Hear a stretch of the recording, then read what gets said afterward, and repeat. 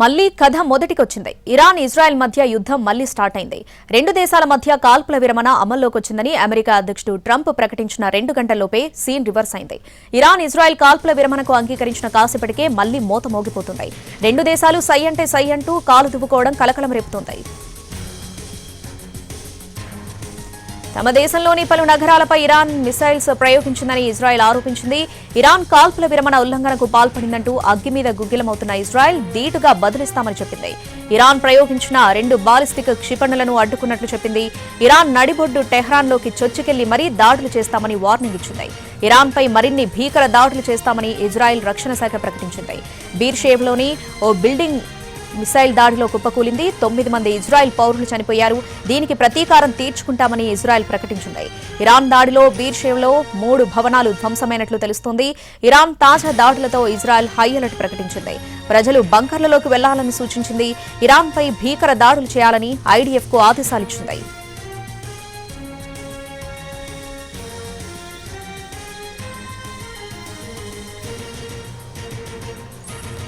Iran Israel మధ్య యుద్ధం మళ్లీ స్టార్ట్ అయింది. దీనికి సంబంధించి పూర్తి అప్డేట్స్ మా ప్రతినిధి రాజు లైవ్ లో అందిస్తారు. రాజు, ఏంటి పరిస్థితి? శ్రావణి, యుద్ధం ముగుస్తుంది అనుకున్నారు. ఒకవైపు అగ్రరాజ్య అధినేత అమెరికా అధ్యక్షుడు ట్రంప్ సైతం తను పోస్ట్ చేశారు. ఇరాన్ ఇజ్రాయెల్ మధ్య యుద్ధం ముగిసింది, సీజ్ ఫైర్ ఒప్పందానికి 2 దేశాలు కూడా ఒప్పుకున్నాయని చెప్పి ఆయన స్పష్టం చేశారు. కానీ ఆయన చెప్పినటువంటి కొద్ది గంటలకే మళ్ళీ యుద్ధ వాతావరణం ఇప్పుడు ఇజ్రాయెల్ ఇరాన్ మధ్య కనిపిస్తుంది.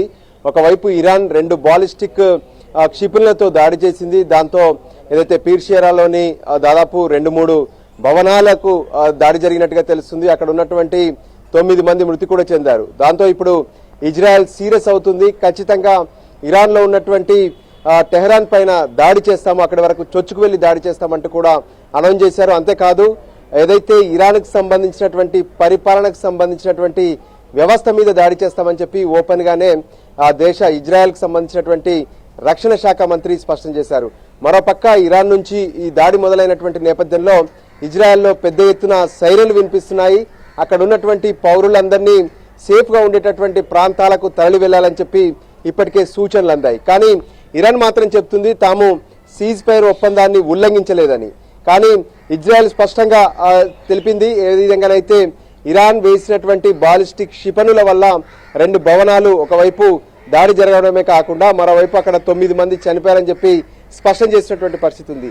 గత 12 రోజులుగా ఇరాన్ ఇజ్రాయెల్ మధ్య జరుగుతున్నటువంటి యుద్ధ పరిస్థితులతో ముఖ్యంగా పశ్చిమాసియాలో ఉన్నటువంటి దేశాలన్నీ కూడా టెన్షన్ పడుతున్నటువంటి పరిస్థితి ఉంది.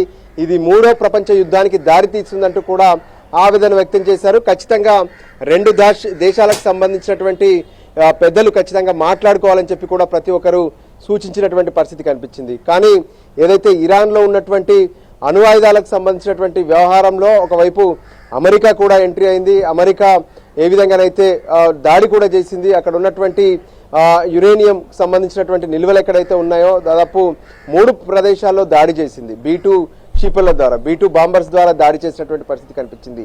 సో ట్రంప్ ఈ రోజు పోస్ట్ చేసిన తర్వాత ఇక యుద్ధం ముగిసింది, ఇక పరిస్థితి అంతా కూడా సద్దుమణుగుతుందని అనుకున్నారు. కానీ పరిస్థితి మళ్ళొకసారి మరింత విపరీతంగా మారుతున్నటువంటి పరిస్థితి ఉంది. ఒకవైపు ఇరాన్ దాడి చేసిందంటూ ఇజ్రాయెల్ కూడా ఇప్పుడు రంగంలోకి దిగుతుంది. ఇలా ఒకరిపై ఒకరు దాడులు చేస్తూ పోతే మళ్ళీ ఎప్పుడు దీనికి పులి స్టాప్ పడుతుందంటూ కూడా ప్రతి ఒక్కరూ టెన్షన్ పడుతున్నటువంటి పరిస్థితి ఉంది. మరోపక్క ఇరాన్ లో కావచ్చు, ఇజ్రాయెల్లో కావచ్చు, అక్కడ ఉన్నటువంటి ప్రతి దేశం అంటే ఇతర దేశాలకు సంబంధించినటువంటి పౌరులందరూ కూడా వెనక్కి వెళ్ళిపోతున్నారు. ప్రత్యేకంగా భారత్ కు సంబంధించి కూడా ఆపరేషన్ సింధు ద్వారా ఇప్పటికే దాదాపు 2300 మందిని అటు ఇరాన్ నుంచి వెనక్కి తీసుకొచ్చారు. ఇజ్రాయెల్ నుంచి కూడా మరికొంతమందిని తీసుకొచ్చినటువంటి పరిస్థితి కనిపిస్తుంది. సో ఈ నేపథ్యంలో మిగతా అక్కడ ఉన్నటువంటి భారతీయులను కూడా ఆపరేషన్ సింధు ద్వారా భారత్ కు తరలించే ప్రయత్నాలు జరుగుతూనే ఉన్నాయి. కానీ ఇప్పుడు ఇరాన్ ఇజ్రాయెల్ మధ్య మళ్లీ మొదలైనటువంటి ఈ వార్ ఎక్కడికి దారి తీస్తుందనే దాని మీద మళ్ళీ ప్రపంచ దేశాలంతా కూడా తలలు పట్టుకుంటున్నటువంటి పరిస్థితి కనిపిస్తుంది. Shravani. Right Raju, thanks for the updates.